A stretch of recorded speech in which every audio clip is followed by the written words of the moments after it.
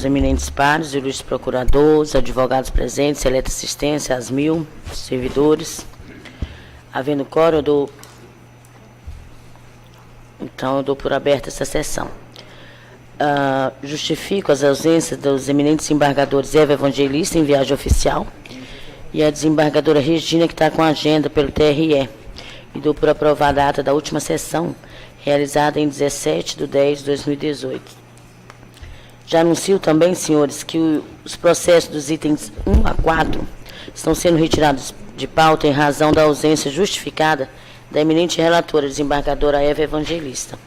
Então, do item 1 ao 4 estão retirados de pauta. Há um pedido de sustentação oral, que é o item 14. O item 14 é uma ação direta de inconstitucionalidade, 1001, 544/75/2018, relatoria do eminente desembargador Pedro Hans, requerente Sindicatos Engenheiros do Estado do Acre, SENGE, advogado Marco Aurélio Bucar, requerido do Estado do Acre, procurador do Estado Luiz Rafael Marques de Lima e procurador de Justiça Dr. Flávio Augusto Siqueira de Oliveira. Desembargador Pedro Hans, Vossa Excelência tem a palavra.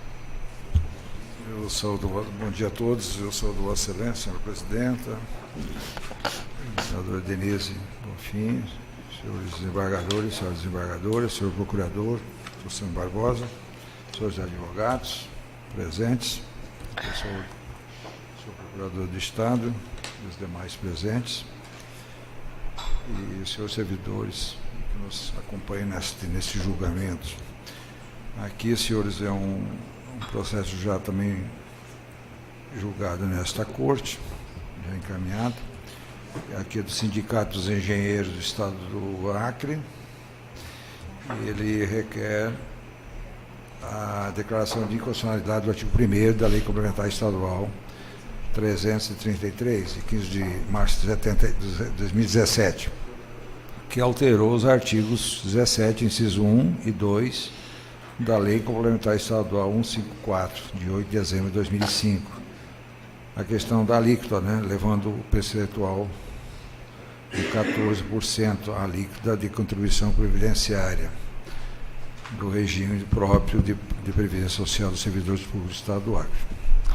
Alega o autor dizendo que desrespeitou normas fundamentais de direito tributário, previdência, ferindo princípios como do equilíbrio financeiro, atuarial e da vedação ao confisco aos princípios da equidade, da razoabilidade, da isonomia tributária. Assevera ainda a existência de patente de violação ao artigo 187 da Constituição Estadual, em razão da ausência de cálculos financeiros e atuariais. Ao final, requer a concessão da medida cautelar para suspender a eficácia da medida Lei 336/2017, o artigo 1º, medida lei, e a procedência do pedido de declarar inconstitucionalidade do dispositivo citado, ante a alegação da contrariedade dos artigos 187, 140, incisos 2 e 4 da Constituição Estadual. As informações solicitadas foram prestadas às folhas 64 e 61, há um erro técnico aqui, deve 71, onde o Estado do Acre, seu representante, pugnou preliminarmente pela extinção da ação em razão da alegada ilegitimidade ativa da parte autora, quanto ao pleito liminar, requereu seu indeferimento, sob o argumento que a matéria exposta está sob a jurisdição do Supremo Tribunal Federal, como para nós todos conhecido, e determinou sobrestamento dos procedimentos pendentes sobre a mesma temática. Vem parecer da Ilustrar Procuradoria, as folhas 387 e 392 é o relatório, mas eu tenho ainda uma observação a fazer.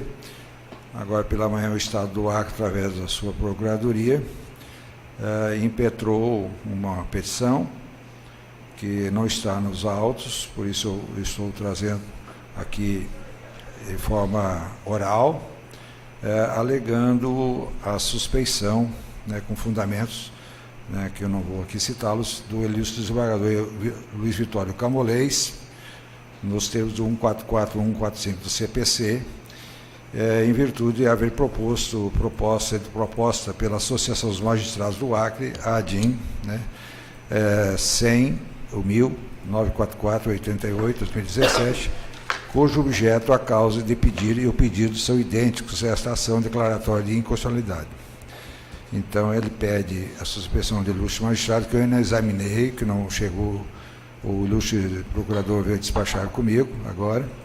Então, eu trago em forma oral a Vossa Excelência o pedido de suspeição do ilustre desembargador Luiz Vitório Camolês, tendo em vista que ainda é o presidente da nossa associação dos magistrados. Esse é o relatório, senhora presidente. Pois não, desembargador. Eu vou ouvir, então, o eminente desembargador Vitório Camolês. Eminente presidente, eminentes pares, ilustre procurador, senhores advogados, assistentes. Ontem à noite eu puxei o processo para votar e eu vi que era uma causa semelhante à que eu defendo como presidente da ASMAC e defendi. Tá? E eu não votei. E eu fiquei aguardando para ver qual a posição. Não sabia dessa questão do pedido do ilustre procurador. Entendo sim que ele tem razão.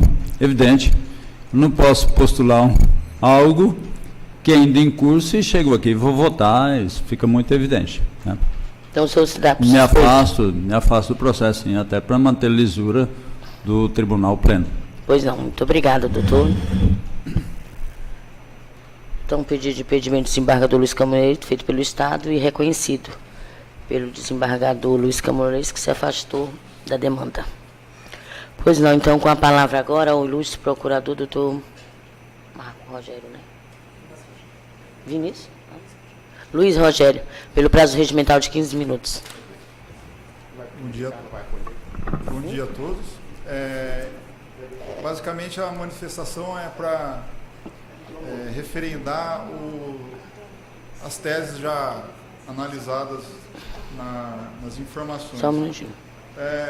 Como o mérito está suspenso no âmbito do Supremo, pelo julgamento...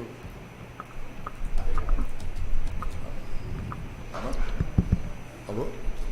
No julgamento de recurso extraordinário representativo de controvérsia, mas foram alegadas duas questões preliminares em relação à legitimidade ativa do sindicato, uma vez por ser sindicato ele não detém legitimidade ativa, porque nos termos do artigo 104(6) da Constituição Estadual, a legitimidade somente é da federação sindical, que é a entidade de segundo grau.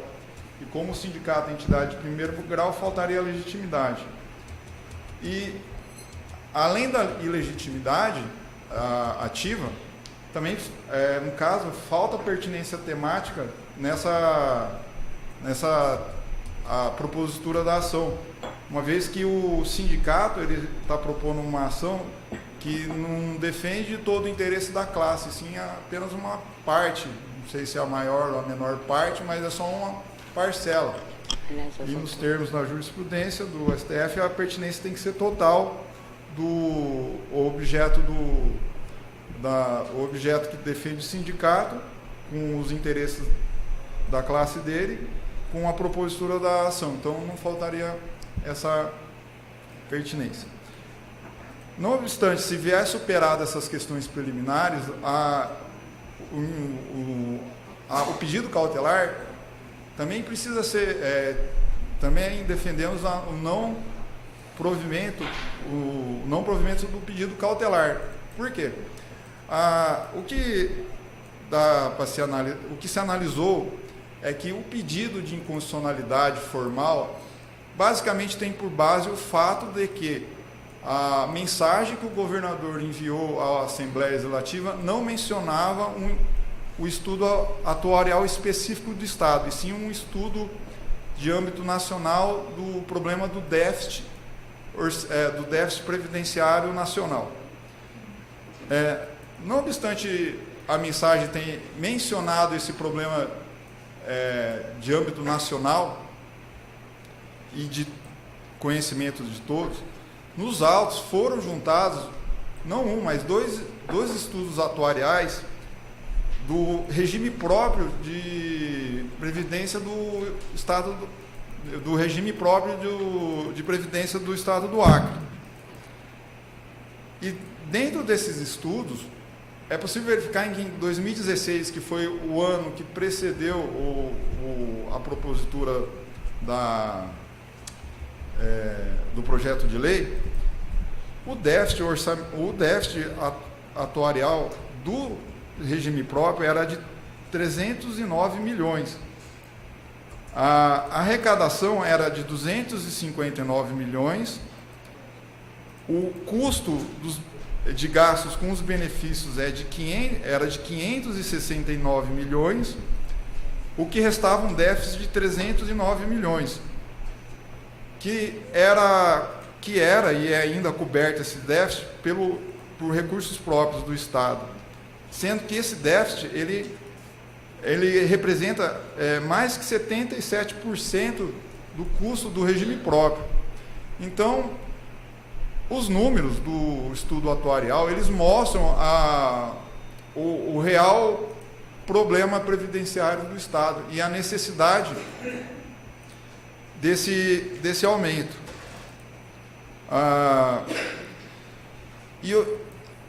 Analisando esse aspecto, vendo que existe esse estudo atuarial específico, é possível verificar que o tema 933 de repercussão geral no Supremo, qual que é o que se verifica? É que o que o Supremo vai julgar é se pode propor projeto de lei que aumenta a alíquota previdenciária sem estudo atuarial. Na verdade, aqui o estudo existe, está nos autos. A realidade mostra o déficit desse sistema. E esse déficit ele só aumenta. Em conversa que eu tive com o pessoal do Acre Previdência antes de vir para cá, o déficit mensal do mês passado já estava em 70 milhões por mês da Previdência. Então, existe esse déficit, ele é real, existe o estudo atuarial, ele é real. Então, declarar inconstitucional a lei só por causa que a mensagem de encaminhamento não menciona esse estudo, eu acho, é de um formalismo muito exacerbado, né? E na verdade aqui, eu acho que o que deve ser primado é o princípio da premissa da realidade, que demonstra que o grande déficit que existe. Então, essa é mais a manifestação a fim de pedir a declaração de legitimidade ativa, de falta de pertinência temática, e se vier a ser julgado a cautelar, seja afastada, como se já foi afastada nas outras duas ações declaratórias já julgadas por esse pleno. Tá? Muito obrigado. Obrigado, doutor. Senhores, eu já vi aqui que todos votaram, e eu já pedi anuência aqui ao órgão ministerial, eu já pedi anuência ao órgão ministerial, e para a gente fazer o julgamento antecipado, mas eu passo a palavra ao ilustre procurador. Senhora Presidente, senhores desembargadores, senhores desembargadores, parecer ministerial dos autos é no mesmo sentido, da necessária suspensão do processo em razão da decisão do Supremo Tribunal Federal, que reconheceu repercussão geral, de forma que eu estou a reiterar o parecer dos autos, que é no mesmo sentido do posicionamento do senhor relator. Pois não, então o eminente relator votou pelo indeferimento da medida cautelar e consequente sobrestamento feito até julgamento do tema 933 pelo Supremo Tribunal, no que foi acompanhado pelo eminente desembargador Samuel Evangelista, desembargador Roberto Barros, desembargador Francisco de Jalma, desembargadora Valdirene, desembargador Laudivon Nogueira, desembargador Júnior Alberto e desembargador Elcio Mendes. Então, decide o tribunal unanimidade em deferir. E eu acompanhando também os eminentes pares. Então, decide o tribunal a unanimidade em deferir a medida cautelar e consequente subestamento do feito até julgamento do tema 933 pelo Supremo Tribunal Federal, nos termos do voto do relator. Muito obrigado, doutor procurador. Senhores, nós vamos agora para o item 15, que é o agravo regimental 0100-301-24/2018.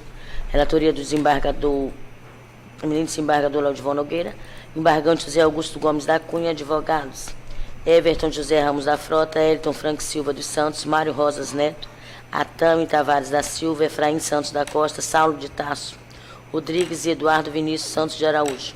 Embargado Ministério Público do Estado do Acre, Procurador de Justiça, doutor Danilo Lovisaro. Desembargador, relator, Vossa Excelência tem a palavra. Senhora Presidente, eu cumprimento Vossa Excelência, cumprimento eminentes pares, doutor Procurador de Justiça, doutor Sami, outros advogados presentes, Procurador do Estado, cumprimento também os servidores desta Casa na pessoa da senhora Diretora Judiciária. Trata-se de agravo interno, senhora Presidente, interposto por José Augusto da Cunha, dizendo-se inconformado com a decisão interlocutória da lavra deste relator, que nos autos da representação criminal número 100.301/24/2018, determinou, dentre outras medidas, o afastamento cautelar do agravante da função pública de prefeito do município de Capixaba. Argumenta, em resumo, que a medida impugnada deve ser revogada quando desaparecida a situação fática que lhe deu causa, que o afastamento do cargo pelo período de 180 dias se confunde com a perda da função, uma vez que faltam apenas 2 anos para o término do mandato de prefeito. O conjunto de medidas aplicadas com o agravante seria mais gravosas que o próprio cárcere. A decisão que decretou o afastamento do agravante de sua função pública careceu de fundamentação, tampouco de provas que a embasasse.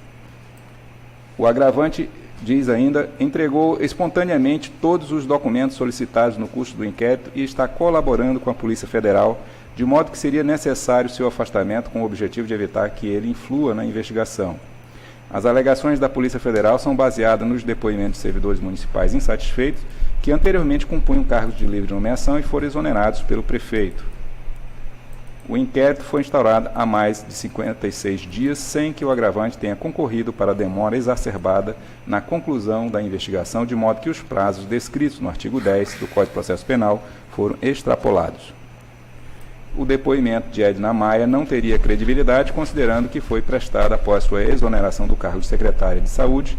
Além disso, após o afastamento do impetrante, o substituto teria imediatamente nomeado a referida depoente para o cargo de secretária de Saúde. Assim, pleiteia a concessão da gratuidade da Justiça e, no mérito, a reconsideração monocrática da decisão recorrida ou a sua reforma em colegiado, de modo a excluir a determinação de afastamento do cargo público. Manifestação da Procuradoria-Geral de Justiça, folha 53 e 59, argumenta o parquê que a decisão que deferiu as medidas cautelares encontra-se devidamente fundamentada quanto à necessidade de afastamento do agravante, e referido afastamento se deu com fundamento na garantia da ordem pública e na conveniência da instrução criminal. O agravante não trouxe nos autos qualquer elemento capaz de demonstrar a ocorrência de inovação da realidade fática, inexistindo assim motivo para alteração das cautelares. Diz ainda que há notícia de que, após o afastamento, o agravante teria ameaçado o vice-prefeito, que está atualmente lhe substituindo no cargo. Pleiteou assim o desprovimento do recurso ao relatório, senhora Presidente. Não, com a palavra, apesar de no agravo regimental não haver a manifestação do órgão ministerial, mas Sua Excelência o relator encaminhou os autos à Procuradoria, eu ouço o eminente Procurador de Justiça, doutor Sami Barbosa. Senhora Presidente, senhores embargadores, eu estou a reiterar o posicionamento dos autos, constado aos autos pelo desprovimento do presente agravo regimental, pelas razões já informadas por Sua Excelência, senhor relator. Desembargador, relator. Após realizar o intento exame dos argumentos apresentados pelo agravante e pelo Ministério Público, tenho por bem encaminhar pela manutenção da decisão recorrida, rejeitando, pois, o pedido de reconsideração, votando pelo desprovimento do agravo interno. Passo a explicar, senhora Presidente, e se for o caso, explicar os fundamentos em razão dos quais entendo que a pretensão recursal é improcedente. Pois não. De início, verifico que o apelante concentra sua argumentação em 2 linhas básicas de raciocínio. Inicialmente, pontua que, à luz dos elementos de informação disponíveis quando da prolação da decisão impugnada, o seu afastamento do cargo de prefeito da comarca de Capixaba teria sido equivocado. Em seguida, passa a argumentar, de forma subsidiária, que os fundamentos para a decretação da medida não mais estariam presentes, sendo necessária a sua revogação. Pois bem, para facilitar a compreensão das controvérsias, reputo necessário tecer breve relato do que foi colacionado pela autoridade policial em sua representação, bem como dos elementos de informação utilizados por este relator para deferir parcialmente os requerimentos. Segundo a Polícia Federal, haveria fortes indícios de que os representados teriam praticado, em tese, os delitos tipificados no artigo 90, fraude à licitação, da Lei 8.663/93, e artigos 171, parágrafo 3º, estelionato majorado. Artigo 288, associação criminosa. Artigo 297, falsidade ideológica. Artigo 317, corrupção ativa. E artigo 333, corrupção passiva, todos do Código Penal. Em apertada síntese, afirmou que recebeu denúncia, isso é a polícia, a noticiar a malversação na aplicação de recursos públicos por parte do prefeito de Capixaba, funcionários e particulares do PAB fixo de saúde, Programa de Governo Federal de Repasse de Recursos aos Municípios para Incremento da Saúde Básica Municipal, onde são destacados valores superfaturados na aquisição de produtos de consumo, odontológico, medicamentos e material de construção para a reforma de unidades de saúde, não entrega de produtos adquiridos, não aplicação dos recursos, apesar do pagamento, conluio entre prefeito municipal e empresas fornecedoras. Asseriu que, em diligências aos postos de saúde, isso aí a Polícia Federal, onde supostamente teriam ocorrido os ilícitos, realizou entrevistas com os diretores das unidades de saúde, comparou o material de construção adquirido com o que havia sido aplicado naquelas unidades, não constatando mínima correlação entre o que de fato foi reformado e aplicado com o que foi adquirido. Acrescentou ainda que foram adquiridos materiais odontológicos conforme notas fiscais anexadas ao caderno investigatório, totalizando o valor de R$ 175.001,01, os quais não foram entregues, conforme relatado pela responsável pelo depósito, a qual afirmou não ter recebido nem metade do material descrito nas notas fiscais. Asseverou outro sim que existem 5 notas fiscais referentes à compra de materiais de limpeza e consumo no período de 9 de novembro de 2017 a 13 de janeiro de 2018, que perfazem exorbitante cifra de R$ 391.627,66. Nesse ponto, enfatizou que a responsável pelo estoque se assustou com a quantidade de materiais descritos nas notas fiscais e afirmou que não recebeu metade daqueles itens e que as quantidades são exorbitantes e incompatíveis com o consumo daquela secretaria. Narrou ainda que o alcaide mandou publicar 2 extratos de termo de adesão à ata de registro de preço em licitação no município de Pixuma, Amazonas, pegando carona nos processos daquele município, em que se sagrou vencedora a empresa Bipolar Importação e Exportação Limitada, visando o fornecimento de medicamentos, material odontológico e outros afins. Acrescentou que o Tribunal de Contas encontrou outras irregularidades que representam indícios de crime contra a lei das licitações e desvio de recursos públicos. Para além disso, teriam sido identificados 23 processos licitatórios não remetidos ao Tribunal de Contas, consistente em 18 licitações e 5 adesões a atas de registro de preço. Após examinar os autos, concluí que realmente existem elementos que permitem verificar a materialidade dos delitos, bem como indícios seguros de autoria e entendimento este que mantenho, a despeito dos argumentos do agravante. Consoante explicitei as folhas 787 e 798 dos autos principais, o relato da Polícia Federal é confirmado pelas notas fiscais de empenho de liquidação acostadas, aliadas às fiscalizações em loco realizadas. Some-se a isso os depoimentos das testemunhas, em especial Bruna, Zunete, Ari, Francisco Carlos, Ronaldo e Emanuel.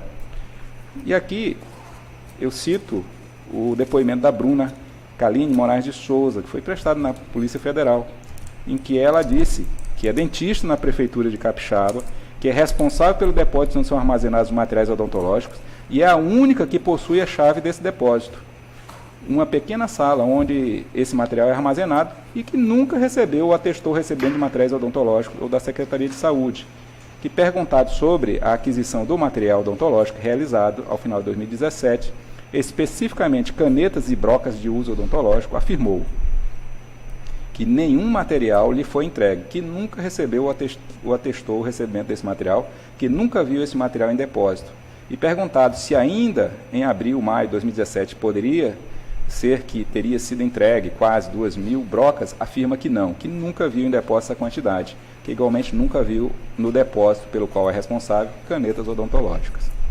A entrevista de Zunete Maia Matos, por ocasião da fiscalização em loco da Polícia Federal, e aqui eu destaco que ela trabalha na Secretaria de Saúde da cidade de Capixaba há 1 ano e meio e que é responsável pelo depósito de material de limpeza da Secretaria de Saúde desde janeiro de 2017. Que recebeu os materiais de limpeza sem as notas fiscais, apenas vinha em relação aos itens a quantidade que foi entregue.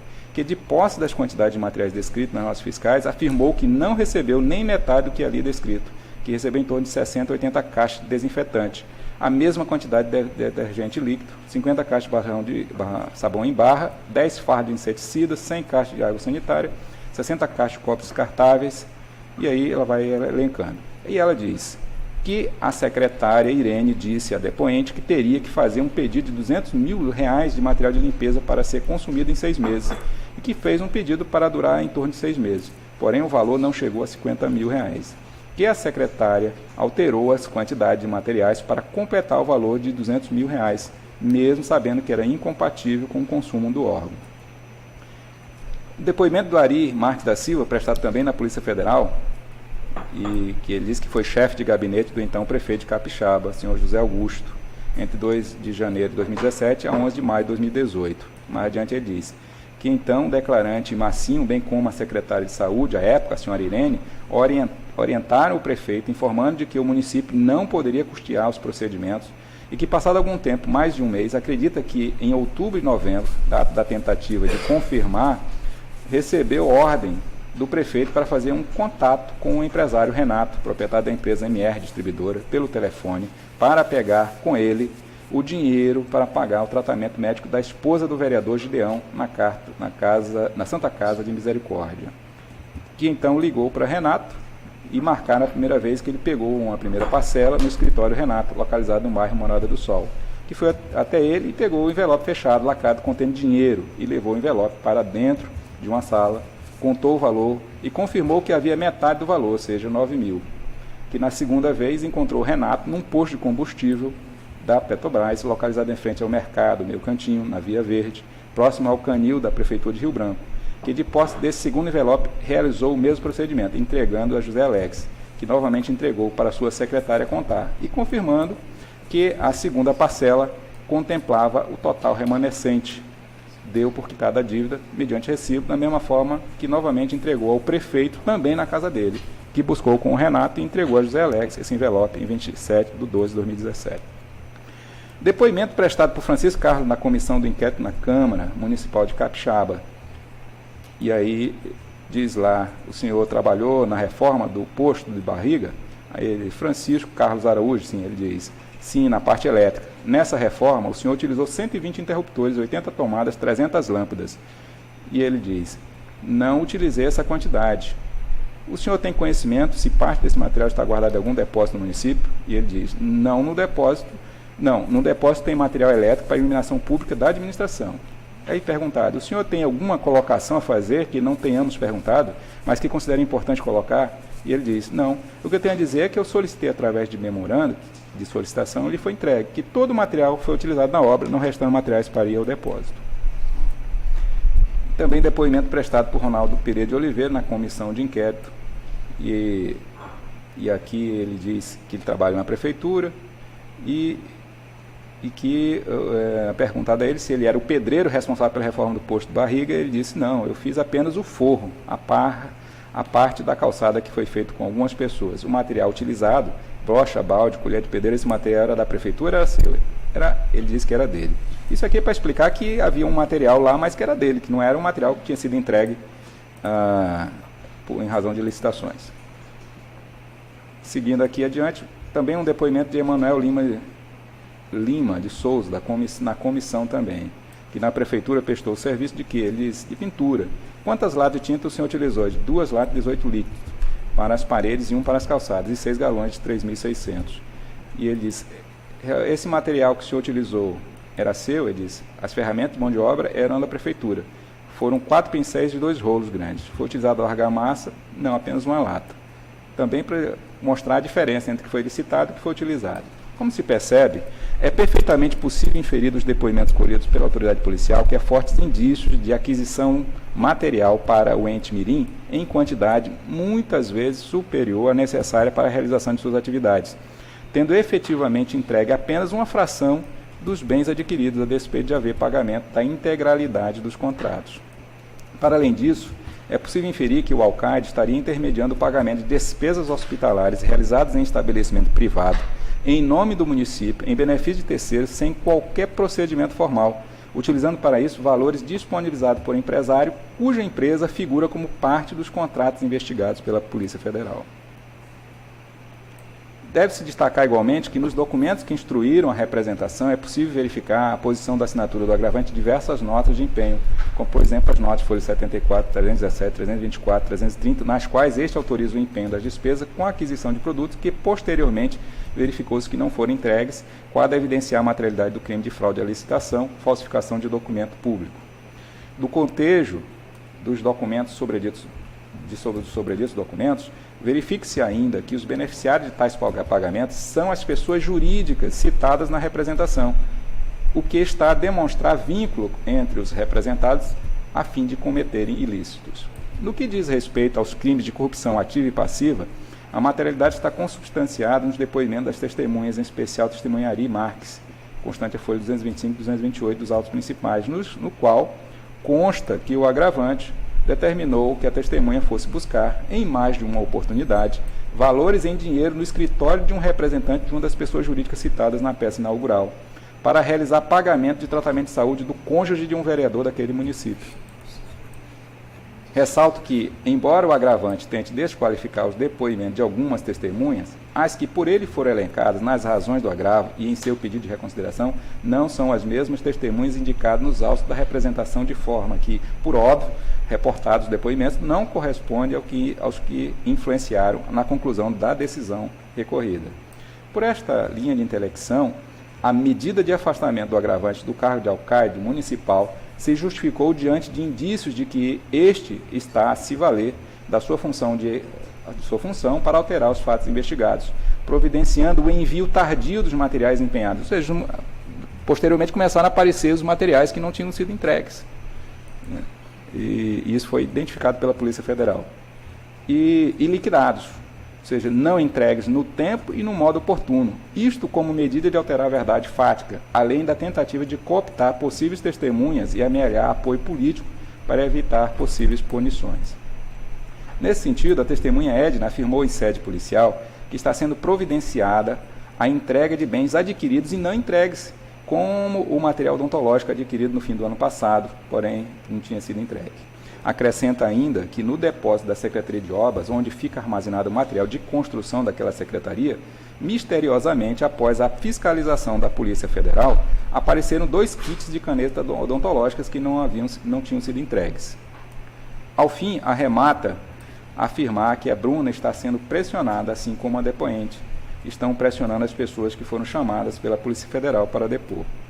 Dessa forma, havendo elementos suficientes para concluir em juízo de cognição sumária que o agravante estava utilizando de seu cargo para gerar enriquecimento ilícito a particulares às custas do erário do ente mirim, mediante fraude, licitações, superfaturamento de contratos e aquisição fictícia de quantitativos muito acima da necessidade administrativa, fez-se estritamente necessário, como ainda o é, o seu afastamento do cargo de prefeito, visando evitar que continuasse a cometer delitos, garantia da ordem pública, e evitar que este interfira na investigação, conveniência da instrução criminal.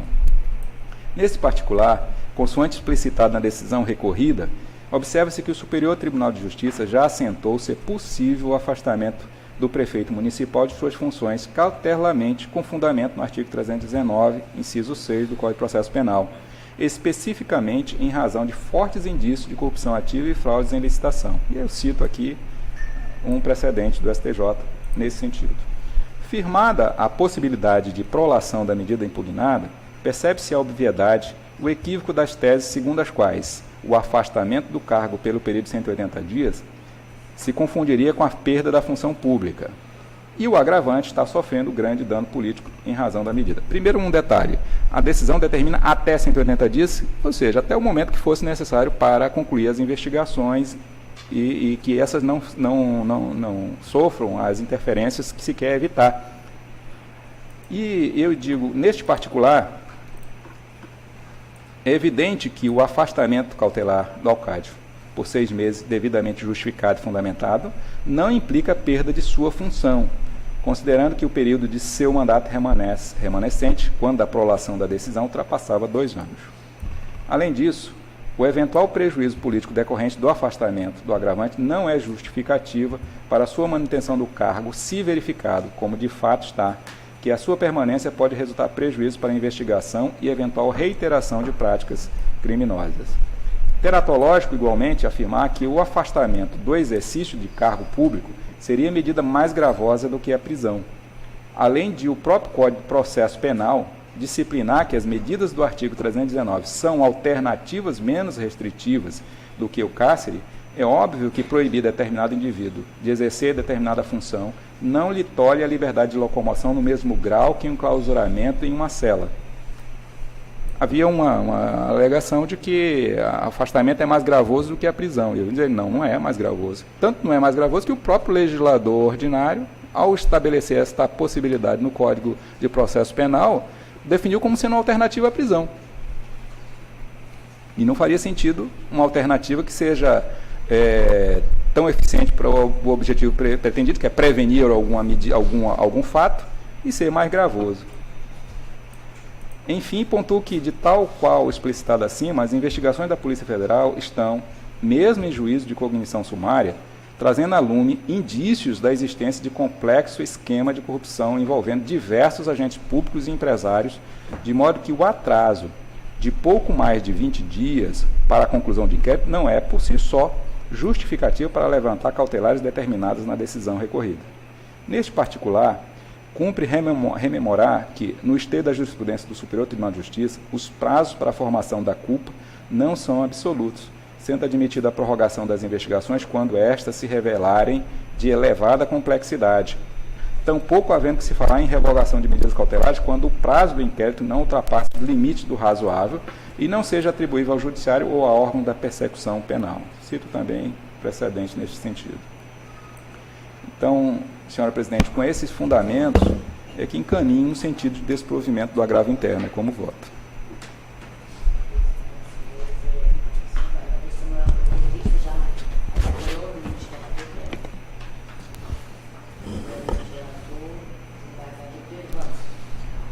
Ouvi atentamente a manifestação do ilustre relator, os detalhes, e no momento eu acompanho, porque a sua conclusão, quer dizer, eu sei que 30 dias não é determinante, até a compra, né? Até, quer dizer, pode ser até 80, 150 meses, então dessa linha não há prejuízo ao mandato, né?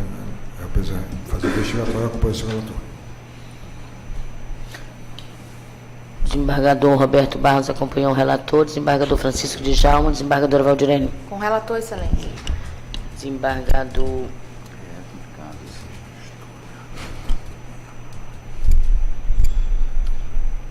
Júnior Alberto. Acompanho o relator, senhor presidente.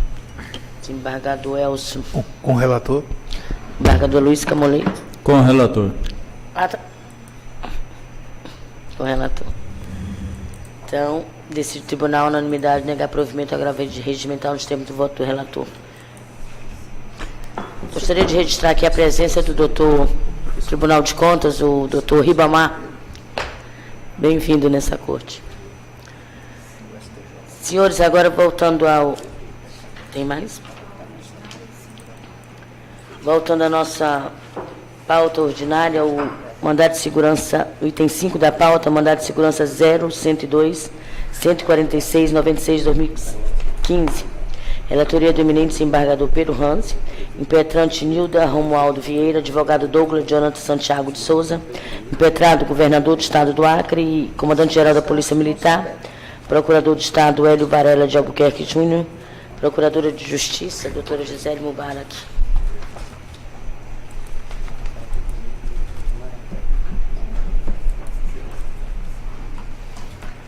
eminente relator foi pela concessão da segurança. Um cargo de telefonista e outra agente E administrativa. o ilustre procurador.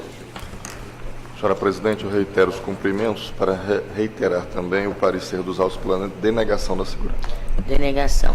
Desembargador Samuel, Esse é o 5, né? 5 da pauta. Eu vou pedir vênia ao relator para divergir, para denegar. Né? Para denegar, né? Desembargador Roberto Barros. Presidente, esclarecido aqui pelo eminente desembargador Samuel, os cargos aqui não tem natureza técnica. Daí porque a gente pese o tempo, né, como o STJ mudou a nossa decisão quanto à decadência administrativa. Aí aqui é voto pela denegação da segurança, em razão dos cargos não serem técnicos. Acompanhando as divergências, pedindo venha ao eminente desembargador Pedro Hans. Desembargador Francisco Djalma acompanhou o relator. Desembargadora Valdirene Cordeiro. Senhora presidente, eu também vou seguir a divergência, não obstante o voto do senhor relator, e tecnicamente nós estamos nos atentando com relação nós vínhamos atentando para a questão da decadência, inclusive, né? É uma situação de 30 anos, né? E vínhamos assim, antes da decisão das Cortes Superiores, levando em consideração. Só que no caso concreto aqui não se trata de cargo técnico, e a gente vinha se posicionando refratariamente a isso. Então, senhora presidente, eu estou com a divergência. Muito obrigada. Desembargador Laudivon. Senhora presidente, eu acompanho a divergência. Desembargador Elcio Júnior. Senhora presidente, eu vou pedir venha ao ilustre relator, ao eminente relator. Também vou seguir a divergência. Desembargador Elcio. Acompanhar a divergência, presidente.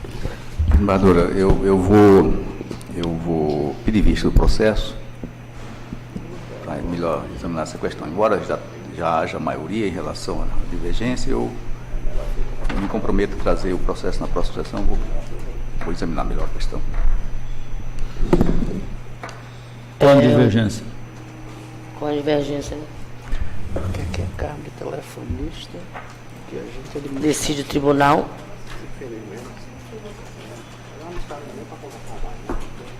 Após o desembargador relator votar pela concessão da segurança,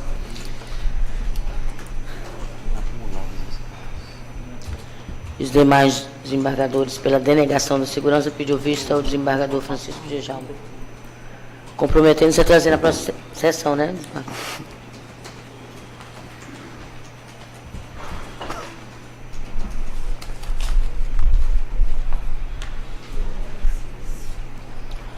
O item 6, senhores, é o mandato de segurança 1001, 288-35-2018, relatoria do eminente desembargador Roberto Barros.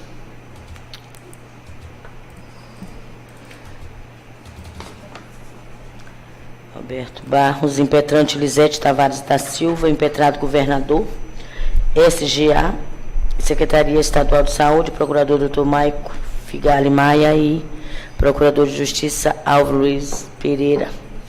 Sua Excelência, o relator foi pela concessão da ordem e o agravo interno prejudicado ao seu eminente procurador. No mesmo sentido, presidente.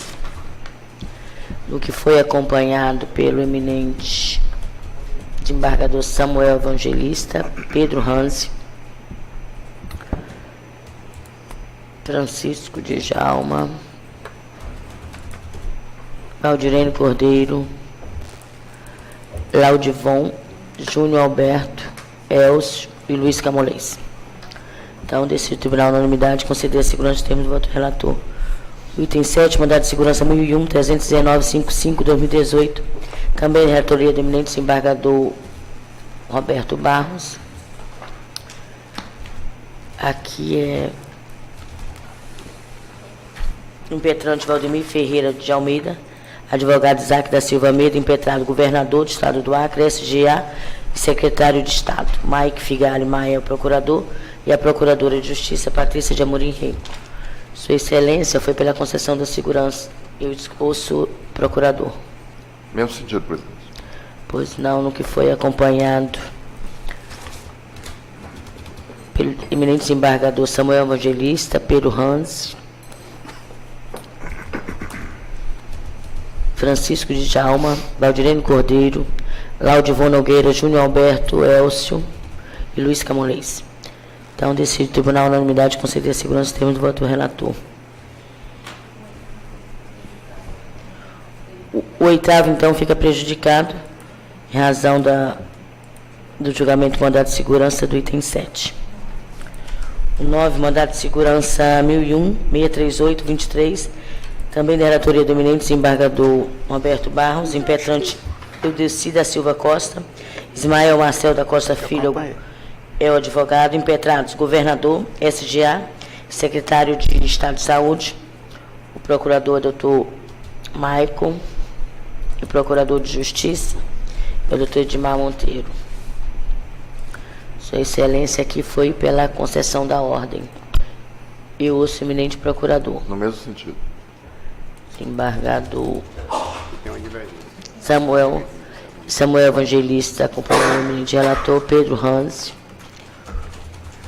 O nosso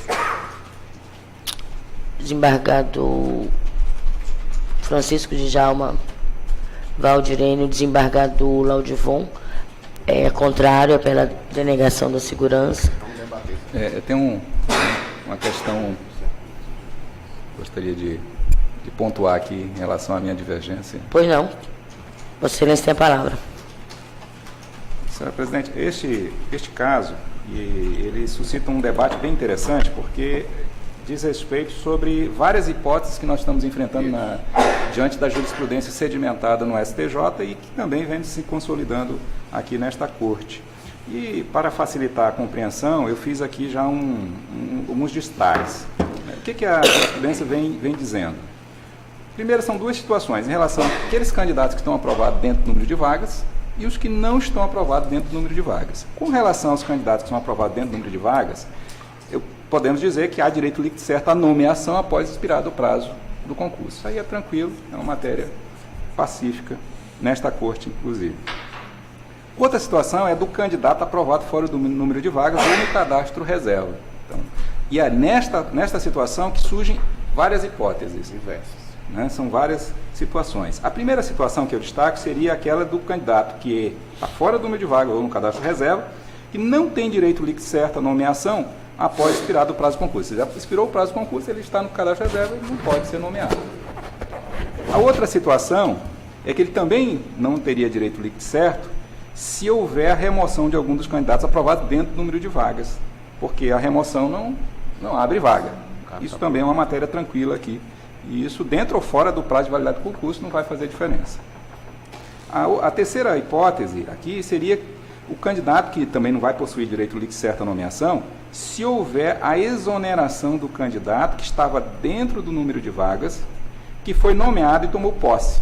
Pouco importante se a exoneração ou vacância tenha se dado durante o prazo de validade do concurso, porque aqui há uma diferença entre o candidato que desiste da nomeação, ele renuncia à nomeação, e aquele candidato que pede a exoneração após ser nomeado. Porque o direito do candidato fora do número de vagas, ele se dá em relação ao número de nomeações. Se o concurso tem 5 ou 6 nomeações, se tiver 6 nomeações, então eu tenho direito, se por acaso algum candidato renunciar e eu for o 7º, for renunciar, eu teria o direito. Agora, se ele toma posse, entra em exercício e pede exoneração, não, porque aí eu não estaria dentro de uma 7ª nomeação. E a última situação seria que o candidato teria direito líquido certo à nomeação se houver desistência dos candidatos que estão dentro do número de vagas, pouco importante se antes ou depois do prazo de validade do concurso. Aí tem 6 candidatos, um desistiu, eu sou o 7º, eu passo a ter o direito porque um desistiu da nomeação. Então, a distinção que eu trago aqui para esta situação é exatamente que, quando o candidato desiste da nomeação, ou seja, não ocorreu a nomeação, se eu estou na próxima, eu seria o nomeado. Agora, se há a posse e ele é exonerado, aí já não teria esse direito, porque a administração não é obrigada a criar um direito a um ato. O ato seria o quê? Só a nomeação. Ela imperante esse candidato ao cadastro reserva, ele tem apenas o direito à nomeação. Se a nomeação se deu, posteriormente alguém veio pedir exoneração ou faleceu, não vai mudar o quadro. E aí o que digo aqui nesse caso, conforme consta na folha 3, um dos candidatos aprovados dentro do número de vagas, é o Gleiton Lemes da Silva, ele requereu a exoneração do cargo. Isso foi no dia 1º de janeiro de 2018, então ele não pediu desistência. Então nós não estamos falando de casos de desistência, mas casos de exoneração. Ou seja, alguém foi chamado, o poder público chamou 5, eram 5 vagas, e mais uma depois que era de deficiente, mas que passou a ser cômputo geral. Então, um pediu exoneração. Mas a administração, ela nomeou 5. E ela pode nomear mais um. Só que o candidato que é impetrante, ele é o 7º. Ele não é o 6º. Se ele fosse o 6º, ele estivesse reivindicando a nomeação dele, estaria correto. Agora, se o 6º renunciar, que ele não, aqui não consta informação de que ele foi nomeado ou que tenha tomado posse.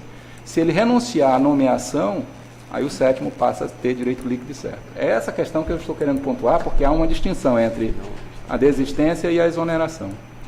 Senhora presidente, com os esclarecimentos do nobre desembargador Laudivon, eu vou pedir venha ao ilustríssimo relator e seguir com o entendimento que porque houve, na verdade, aqui está esclarecido que houve não a desistência ou prévia, né, antes quando foi chamado pelo Estado, mas ele foi nomeado, ele foi empossado e saiu, não abriu vaga, então eu vou seguir com a divergência instaurada pelo eminente desembargador Laudivon. Eu gostaria só de pedir para os colegas, antes de virem para o julgamento, ver a conversa, que é para já vir, para não ficar aqui essa situação. Mas é importante, esse assunto a gente tem que debater. Porque essa conversa já aconteceu ontem entre o relator e a divergência. Então, eu gostaria de pedir aos colegas de, quando vierem, já vir com posicionamento. Pois não, relator. Presidente, eu acho a argumentação trazida pelo desembargador Laudivon de todo importante para a gente diferenciar os casos. E eu concordo em quase tudo que o desembargador Laudivon colocou, e eu que tenho um esclarecimento da minha parte de ordem fática que tem influência no entendimento do caso. Primeiro, o desembargador Laudivon tem razão no seguinte aspecto. Aqui o candidato foi empossado, um dos candidatos foi empossado, estava dentro do número de vagas e foi exonerado. Perfeito, então a gente está discutindo esse assunto. E eu tinha intuído inicialmente que ele havia desistido, havia sido nomeado, mas não havia sido empossado. Situação jurídica absolutamente diferente. Ok. Eu quero só pontuar duas coisas para fechar esse caso concreto. Primeiro, a situação do candidato que é nomeado e desiste de tomar posse. Eu acho que me parece que aqui é mais ou menos tranquilo se ele chega a ser nomeado, porque se ele é nomeado é porque a administração manifestou que há interesse no preenchimento da vaga. Se a pessoa é nomeada e há desistência de tomar posse, o seguinte, na ordem de classificação, tem direito a ser empossado naquele cargo. Eu acho que a gente tem mais ou menos essa linha de entendimento nesse ponto, certo? Agora, tem uma outra situação de desistência ainda, sem nomeação. Julgamos isso semana passada, a relatoria do desembargador Samuel. Não sei se o desembargador Laudivon conseguiu pensar aqui. Aqui é um pouquinho diferente. Aqui é o seguinte, você tem um candidato, na ordem lá de classificação, surge uma vaga, possivelmente deve ter sido exoneração, enfim.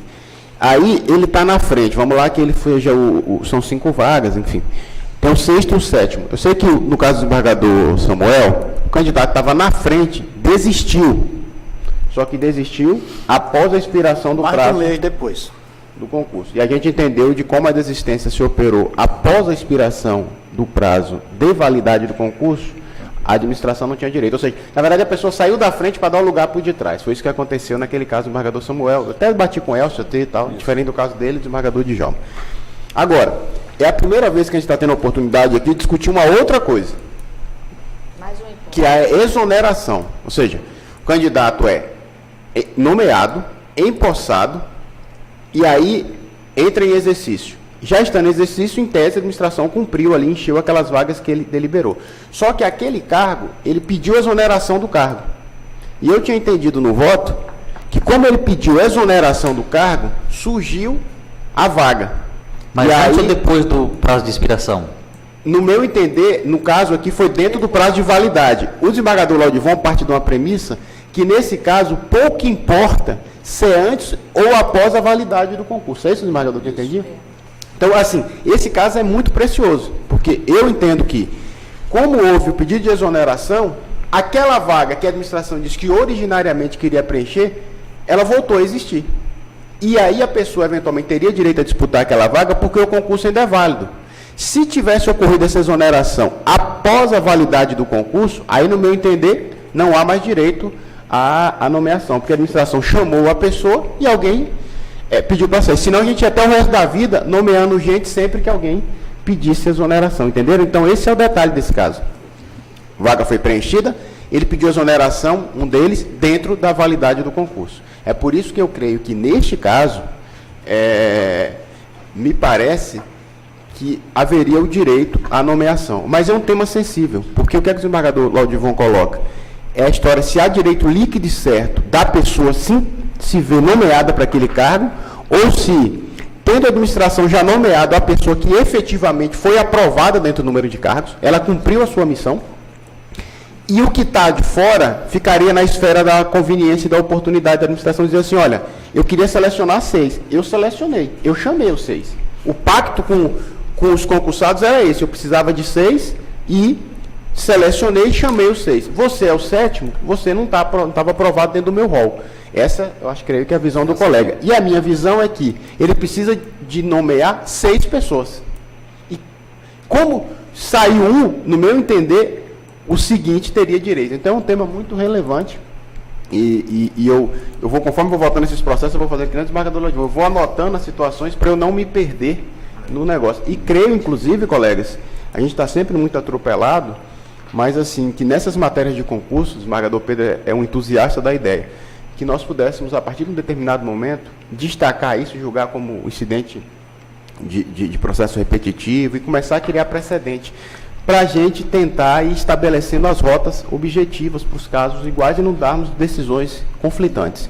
Então, assim, essas são as minhas ponderações pelas quais, no meu entender, essa pessoa deveria ter direito a ser nomeado por essas circunstâncias, mas o debate é muito enriquecedor. Eu não estou localizando aqui, senhora presidente. Não, desculpa. Pois não, desembargador Samuel. Você está conduzindo agora. O vice lá, né? É o vice, está lá. Eu não estou localizando, mas o voto do ministro Luiz Fux, ele fala que tem direito também às vagas que surgirem, né? Durante a vigência do concurso. Não, é um pouquinho diferente. Assim, eu li ontem o voto do Fux. Estou com ele aqui, inclusive. E ele diz o seguinte: qual foi o debate que surgiu? Eu assisti esse julgamento. O debate que o desembargador Laudivon tem é o seguinte: lá no âmbito do Supremo, primeiro veio aquele julgamento da relatoria do ministro Gilmar Mendes, que mudou completamente o entendimento que até então, aprovado dentro do número de vagas ou fora, só tinha expectativa de direito. E aí ele quebrou aquele paradigma e disse, olha, isso aqui é uma relação e a administração pública tem que ter boa fé e confiança. E aí quem está aprovado dentro do número de vagas tem direito. Ok. Depois disso, surgiu um outro debate. Mas e se surgirem vagas novas? E eu até dei o exemplo. Você tem 5 vagas. Depois vem uma lei e aumenta o número de vagas. Aí os candidatos começavam a entrar com mandado de segurança achando que tinha direito a nomear. E aí veio o julgamento do ministro Fux e disse, olha, a regra é, ainda que surja a vaga nova e ainda que se abra um outro concurso, porque eu me lembro que eles começaram a discutir o seguinte, tá, eu quero selecionar 10 concursados, só que aprova 20. Esses 10 que são excedentes vão ter direito ao resto da vida a ser nomeado, eu não vou poder fazer um novo concurso, eu vou ter que chamar o final de fila de concurso? E eles começaram a debater isso. E aí eles criaram esse precedente dizendo, a regra é que não há direito à nomeação se abrir vaga nova, não há direito à nomeação se abrir um novo concurso. O X da questão que o desembargador Samuel está puxando é que tem umas exceções, e aí me parece que esse caso se enquadra na exceção, que ele diz assim, deixa eu só pegar aqui, que não tem esse direito, salvo se... deixa eu pegar aqui... Me permite, mais ou menos assim, ele diz que não tem esse direito, salvo se a administração manifestar que tem interesse em prover o vago, e aí para mim manifestou na medida em que ele nomeou o camarada que estava aprovado dentro do número de vagas. Esse aqui é o detalhe do negócio. E houver uma recusa arbitrária. Aí o detalhe é o seguinte: há uma recusa arbitrária ou não em você ter uma pessoa aprovada na sequência para uma vaga que ele disse existir? Esse aqui é o ponto. Mas a palavra do desembargador Laudivon. Só para destacar o que consta no voto do ministro.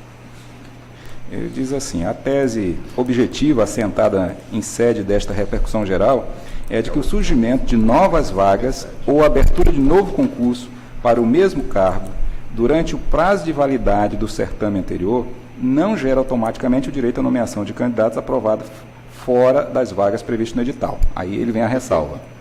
Agora vem a ressalva. Quer dizer, não cabe, mas salvo o quê? Ressalvadas as hipóteses de preterição arbitrária. Não é o caso. Não é o caso.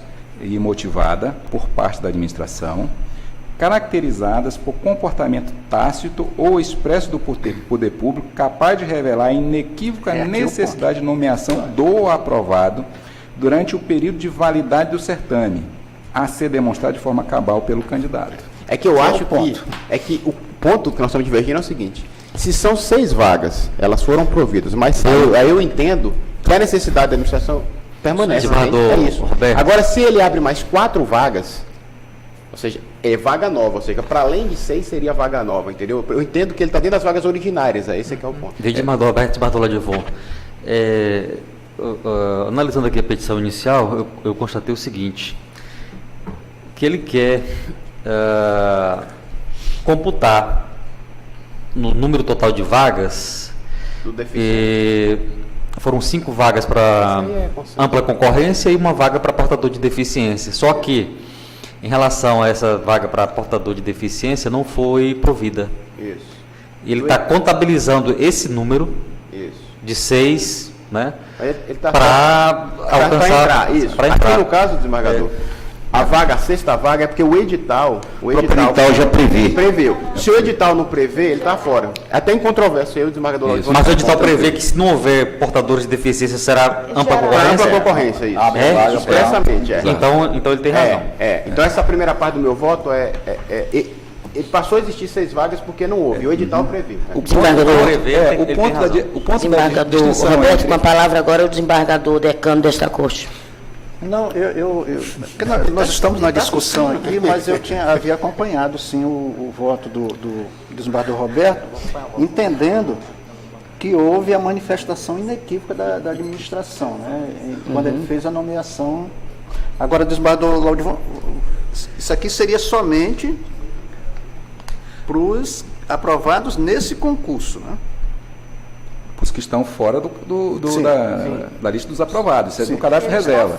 O que eu quero dizer é o seguinte: essa exoneração é dos candidatos daquele concurso. Exoneração daquele candidato. Isso, também é outra porque senão nós não vamos. A gente não vai acabar nunca. Isso também é um assunto interessantíssimo. Exonerado foi o 4º colocado. Isso. Então, nesse ponto, eu acompanho o relator. Eu pedindo venha ao desembargador Laudivon, que realmente o tema é bem palpitante. Desembargador Pedro, continua acompanhando. Desembargador Francisco Djalma. Eu também acompanho, Sua Excelência, o relator. Na realidade, quando a nomeação e a desistência, a nomeação por si só já declara digamos assim, a necessidade de preenchimento daquelas 6 vagas, né? Se eventualmente houver desistência de algum candidato, mas a manifestação do ente público já, na minha concepção, já foi expressada. Pois não. Desembargador Valdirene, acompanha a divergência ainda? Interessante a tese. Júnior Alberto. É interessante. Eu vou acompanhar o relator. Desembargador Elcio. Também acompanhando o relator. Desembargador. Com a divergência. Com a divergência. Então, desse tribunal, por maioria, conceder segurança ao sistema de voto do relator. Divergentes, os desembargadores Laudivon, Valdirene e Luiz Camões.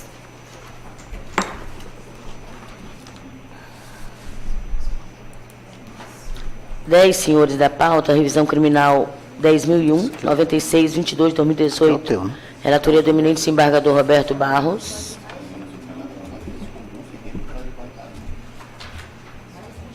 relator. Que é? É tu, Roberto. É, Roberto. Não, é isso, porque está dentro do prazo de validade e tem que chegar sempre. É, Roberto. Isso é a revisão. Ah, pois não. Desembargador Roberto Barros, relatoria, revisor desembargador Valdirene Cordeiro, revisionando José Erivelton da Silva Filgueira, advogado Francisco Silvano Rodrigues Santiago, revisionado MP, Ministério Público do Estado do Acre, promotor Mariano Jorge de Souza Melo, e aqui eu concedo a palavra ao eminente relator. Senhora Presidente, eminentes colegas, cumprimento Vossa Excelência, doutor procurador, assistentes, demais presentes. Senhora Presidente, aqui há um pedido de adiamento do julgamento formulado pelo ilustre advogado Francisco Silvano, manifestado na data de ontem, acho que foi liberado hoje, né, do ilustre diretora. Ele disse que ele foi cientificado, que somente agora pela manhã, ou seja, hoje, foi cientificado do julgamento, estando com outro compromisso advocatício previamente agendado e requer a retirada de pauta para sustentação oral. Eu estou encaminhando aqui, senhora Presidente, pelo indeferimento do pedido, e já considerando que a pauta já foi publicada com uma boa antecedência, né, então o advogado teria oportunidade de tomar conhecimento, e enfim, daí porque, não tendo a justificativa efetivamente plausível, porque a demora para tomar conhecimento da pauta foi dele, né, e não houve nada imputado ao Poder Judiciário, eu estou indeferido o pedido de adiamento e prossigo, se Vossa Excelência assim permitir, adota revisor e os demais colegas assim entenderem. Pois não. Encaminhando o voto aqui, eu acho que é pela improcedência do... Senhores, então o pedido de retirada de pauta acompanha o relator, né, pela não retirada. É até incoerente, né? Que ele disse que a data da petição é de ontem, disse que só tomou conhecimento hoje. O ilustre relator foi pela improcedência da revisão. Eu sou eminente procurador de justiça. Não diga porque a data da petição é de ontem. É o item 10. É no mérito, no mérito. Senhora Presidente, o parecer dos autos é no sentido do não acolhimento da procedência da presente revisão. Trata-se de um caso grave, o que se vê aqui. O revisionando foi condenado por estupro de vulnerável, inclusive uma delas, seus 3 enteados, um deles com 5 anos de idade à época, teria chegado a fazer sexo anal com as crianças. Não há, pelo menos não consta no parecer, nenhum fato novo, nenhuma prova nova a justificar a desconstituição da coisa julgada, de forma que eu estou a reiterar o parecer pela improcedência da revisão. Doutor Sam, a eminente relatora acompanhou, a eminente revisora acompanhou o eminente relator, desembargador Samuel também acompanhou, desembargador Pedro Hansi, desembargador Francisco de Jalma acompanhou, desembargador Laudivon, desembargador Júnior Alberto, desembargador Elcio e desembargador Luiz Camões. Então, pedido de retirada de pauta da revisão criminal feita pelo advogado indeferida à unanimidade. Decide o tribunal unanimidade pela improcedência da revisão criminal no termo do voto do relator. O 11, senhores, os embargos infringentes, são os embargos infringentes de nulidade 170-22-2015. Relatoria do desembargador Francisco de Jalma com a revisão da eminente desembargadora Valdirene Cordeiro, embargante Jackson Costa do Carmo, advogado Francisco Santiago, embargado do Ministério Público, aqui a doutora Gilceli é a procuradora de justiça, é o item 11.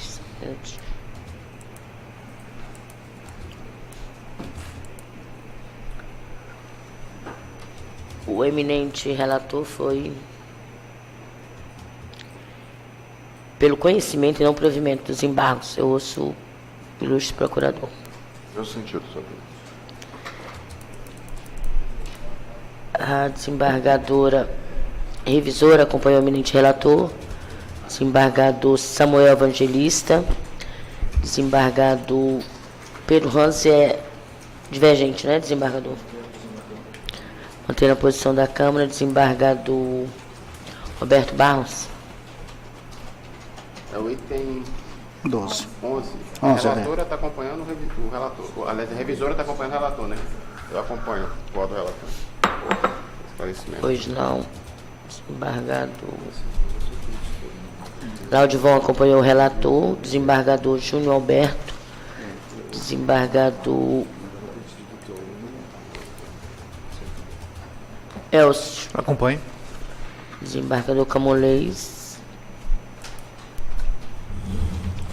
Desembargadora, só um esclarecimento.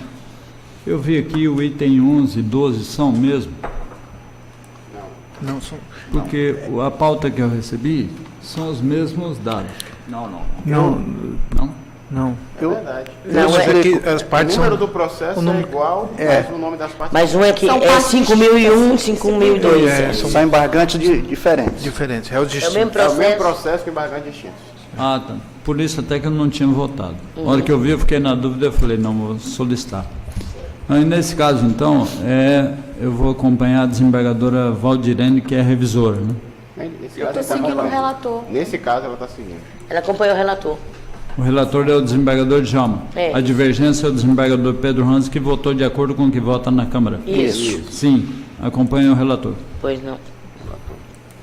Então decide o tribunal, por maioria, negar provimento dos embargos infringentes. Eu não estou vendo aqui se ele está Preso. solto, né? Eu não estou tentando ver aqui se ele está solto. Esse é o Jackson, né?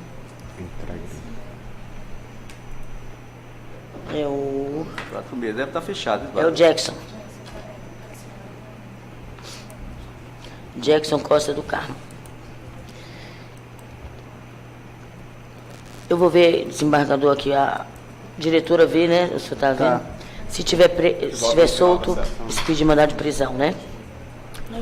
O 12, também da relatoria do eminente desembargador 12, embargo suficiente de unidade 170, 22, 2015, então aqui esse é 5.002. O relator é o desembargador Francisco Djalma, a revisão da desembargadora Valdirene Cordeiro. O embargante aqui é Mauricélio de Oliveira Ribeiro. Advogado Jorge Luiz Andrade da Rocha, embargado Ministério Público, a Procuradora de Justiça e a doutora Jusceli. Aqui o desembargador foi pelo provimento parcial. Desembargadora, provimento parcial. Procurador? Prevaleceu o voto do desembargador Pedro Ramos. Senhor presidente, eu reitero o parecer dos autos pelo desprovimento dos embargos. A desembargadora, o desembargador relator foi pelo provimento parcial. A desembargadora Valdirene não consta seu voto aqui como revisora. Senhora presidente, eu estou pedindo vênia ao meu caríssimo colega relator, mas eu estou lançando voto pelo desprovimento total do recurso, senhora presidente. Pois não, desembargador Samuel? Eu também, eu nego provimento, acompanho a divergência. Pois não, desembargador Pedro? Saudações, professor relator. E penso que eu avançaria mais, pedindo vênia ao relator, já que a pena restou para 8 anos e a Câmara tem decidido nessa linha de vez fechado, eu voto nessa minha divergência só no semiaberto. Então, a composição do relator, no quanto divido também em parte, o movimento parcial e acrescento ainda A mudança do regime. Semiaberto. Relator, muda? Não. Desembargador Roberto Barros. Eu peço ao eminente relator para acompanhar o voto da divergência. Desembargador Laudivon. Põe o relator. Desembargador Júnior. Eu vou pedir vênia ao eminente relator para seguir a divergência. Desembargador Elcio. Também acompanha a divergência. Desembargador Com a divergência. com divergência. Realmente foi deferido o direito de apelar em liberdade para todos, viu? Então vamos mandar despedir. Prevalece o voto. Então decide o tribunal, por maioria, negar provimento aos embargos infringentes. Nos termos do voto do relator. Divergente, desembargador Pedro Hans, que mantém a posição da Câmara. Só com relação ao regime. Só um minutinho. Acompanha-se o Divergente, relator, desembargador quanto Pedro regime Hans, em dividido. parte, para a mudança do regime para o semiaberto. Os demais.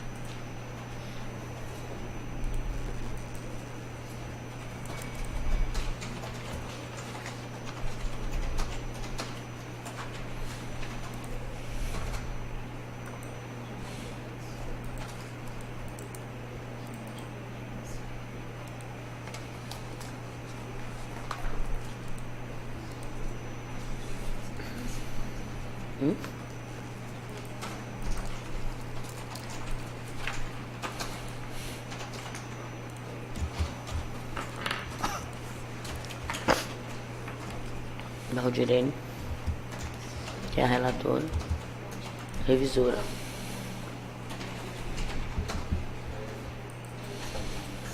Luiz Camolês.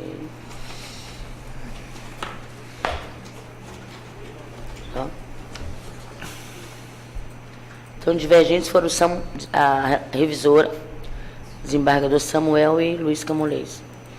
Não. Eu também. A maioria. A maioria. Pedro, eu, Elcio, Júnior. Foi, pois é. Só quem acompanhou foi o relator, foi só o Laudivon e Pedro. Por maioria, negar provimento aos embargos, né? Isso. Nos termos do voto da divergência aberta pela desembargadora revisora. Vencido o relator.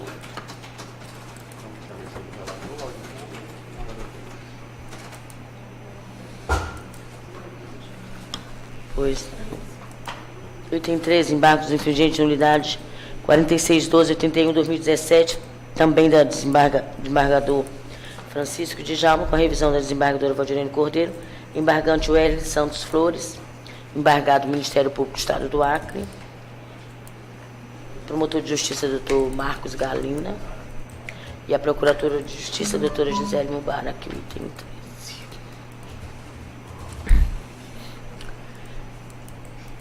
O eminente relator deu provimento aos embargos. Ele deu provimento. Eu ouço o eminente procurador. Senhora presidente, eu reitero o parecer dos autos pelo desprovimento do apelo. Pois não. Desembargadora revisora. Perdoe, excelência. É o 13. Eu também estou pedindo venha ao eminente relator para lançar voto pelo desprovimento, senhora presidente. Desembargador Samuel Evangelista. Eu acompanho a divergência, viu? Mantendo a posição da Câmara. Desembargador Pedro Hans acompanha o relator. Desembargador Roberto Barros. Eu acompanho o voto da divergência, pedindo venha ao relator. Acompanha a divergência? Divergência. Eu votei aí, desconsidero. Não. Desembargador Laudivon. Já votei, senhora presidente, com o Acompanha o relator. relator, né? Desembargador Júnior Alberto. Eu vou pedir venha ao relator para seguir a divergência. Desembargador Elcio. Também acompanho a divergência. Desembargador Camolês. Com a divergência. Decide o tribunal por maioria negar provimento aos embargos nos termos do voto da desembargadora revisora. Vencido o desembargador relator que votou pelo provimento. Que também tem expedição de mandado, viu? Foi concedido o direito de apelar em Expedição de liberdade. mandado. O 14 nós já julgamos, o 15. O 15 também, né? Também. O 15 já. Já o 15. 16, senhores, embargos de declaração 10.001.0568/2014. Relatoria do desembargador Pedro Hans. Embargante aqui é Caio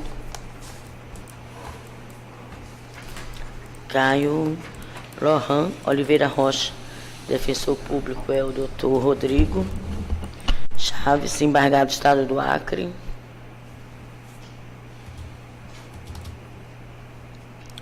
Saulo Lopes Marinho é o procurador do Estado. Aqui, Sua Excelência, o desembargador Pedro Hans, é negar provimento aos embargos de declaração,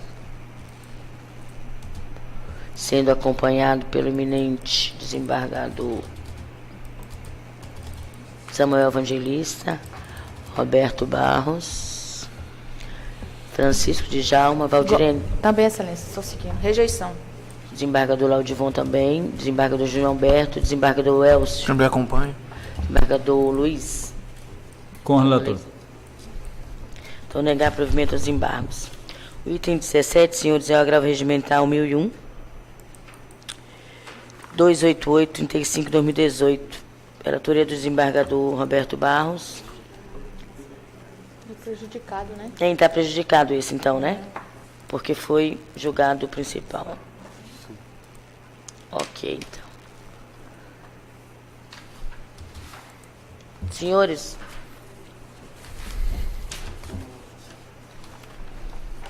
encerrou aqui os processos de jurisdicional. Nós temos uma sessão administrativa, mas eu declaro, então, antes, eu faculto a palavra. Não havendo quem queira se manifestar, eu dou por encerrada essa sessão, convocando-os para o dia 31/10/2018, quarta-feira que vem, às 9 horas da manhã.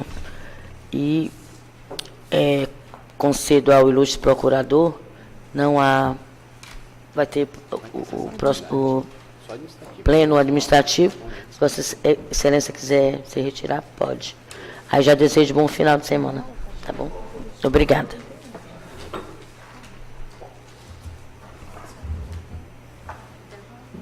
Vamos dar um intervalo que a gente vai ali tratar do assunto.